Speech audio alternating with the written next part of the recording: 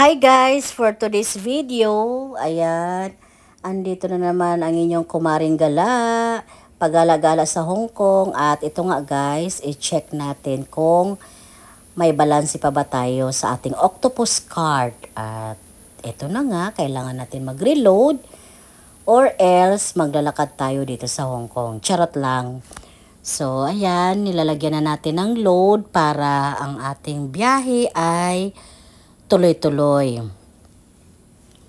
At, 'di ba? Happy yarn. At ito pala guys, ito yung pangalawang araw namin sa Hong Kong. At naisipan namin na pupunta kami ng Macau. So kasama talaga 'yan sa ano namin, kasama talaga siya sa itinerary namin.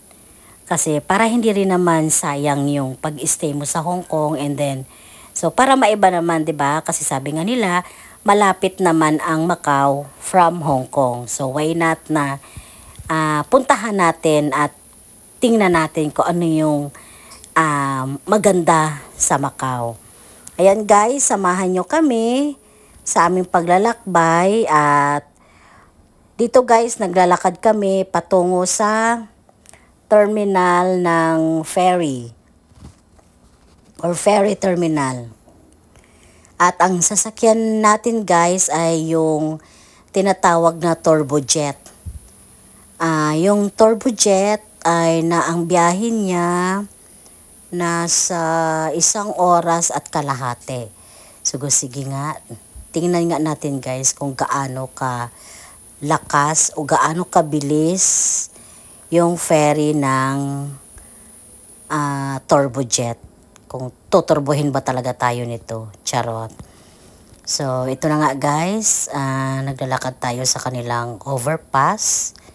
At yang sa unahan na yan, dyan banda yung terminal ng ang tawag dito, makakalimutin ako guys. Diyan ang terminal ng turbojet.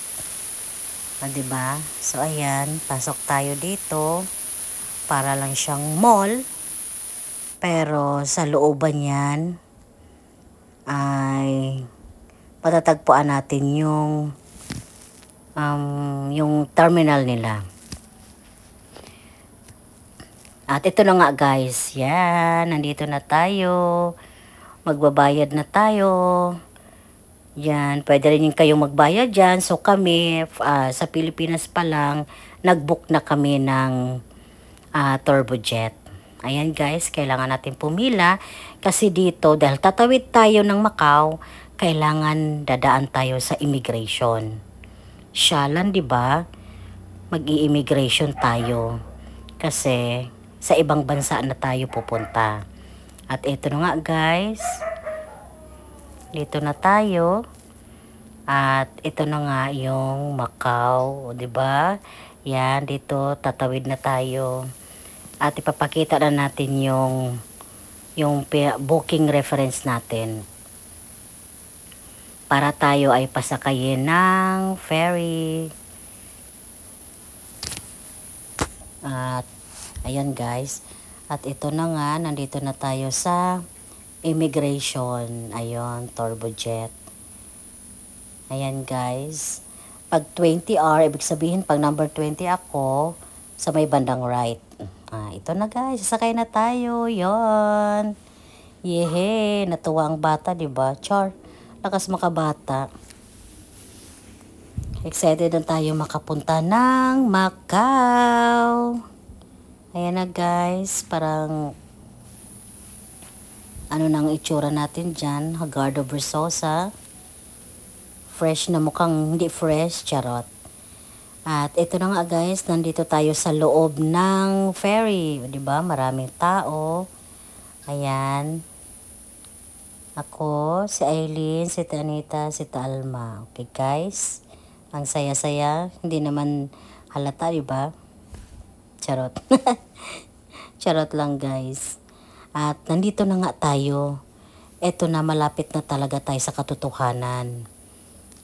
Malapit na tayo sa terminal ng Macau. Yung ferry nila, malapit na tayo. Ayan yung bridge. Pag mag-byland ka, from Hong Kong to Macau, yan ang dadaanan mo guys. So dahil tayo nag-Baysido ng daanan natin. At ito naman guys, pagdating namin sa Macau, wala kaming signal. So kailangan natin bumili ng SIM card para magkaroon tayo ng signal or magkaroon tayo ng internet doon sa Macau. At ito na nga guys, sasakay na tayo ng bus dahil tayo ay mag-tour ng Macau. Yan kaming apat. Yun oh. At yun guys, pupunta tayo sa kung saan-saan dito sa Macau. Pero dito guys, meron naman kaming tour guide. Isa rin siyang Pilipina. O diba? Pinay. Pinay ang aming tour guide. So pagbaba pa lang namin ng yung terminal or doon na kami, parang ang tawag ba sa kanila? Basta yung inalok na agad kami guys na kung saan kami pupunta. So sila na yung nag-tour sa amin. So ito yung mga nakikita namin sa Macau. Ayan guys. So ang daming lalaki ng building. Ganyan pala dito sa Macau. Ayan guys, inikot-ikot kami. Ang tawag dito, ang napansin ko lang sa Macau ha, masyadong malalaki yung building nila. As in, tapos parang kakaiba yung mga architecture ng building. Unlike sa Hong Kong.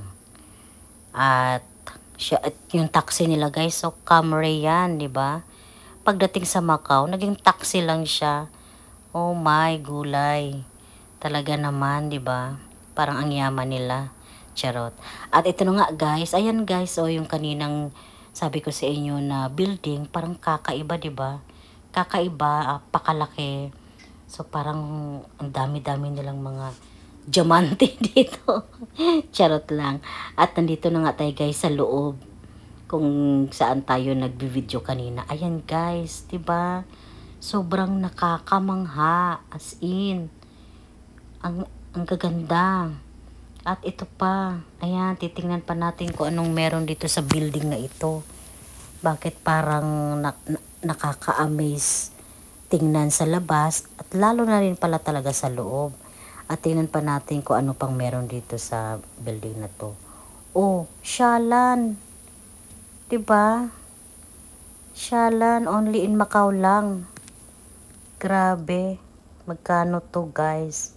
Huwag kayong mag-alala. Hindi natin bibilhin guys. Ito oh, ito pa. Sobrang ganda. Ano ba? Ang ganda talaga dito sa Macau. Yan oh, pailaw pa lang. Oh my, gulay talaga. At ito pa guys oh. Ang sabi dito 99% na gold yan. Ako. Grabe 'di ba? Nakaka-amaze. Lalaki yung mata mo sa kakapantingin nito sa gold na to. As in. So, ganito pala dito sa Macau, maraming mga ano ba ito? Mga alahas? Tawag ba dito? Ganun. Ayun, kakaiba yung mga disenyo. Ayun guys. At ito pala guys, ito yung logo ng Macau. O diba? Kakaiba. At ito may pag-goldfish, charot. Ayun nga, meron silang pag-goldfish. At ito pala guys, bibitinin namin muna kayo para sa isang upload ko na video. Doon nyo makikita kung anong ibig sabihin yan o simbolo ng taga Macau. Meron kasi yan eh. So pag i-upload ko yung next na video nito, makikita nyo kung gaano siya kakaiba talaga, as in. Yung mula dito at saan. So sa susunod na lang guys. Bye! Thank you!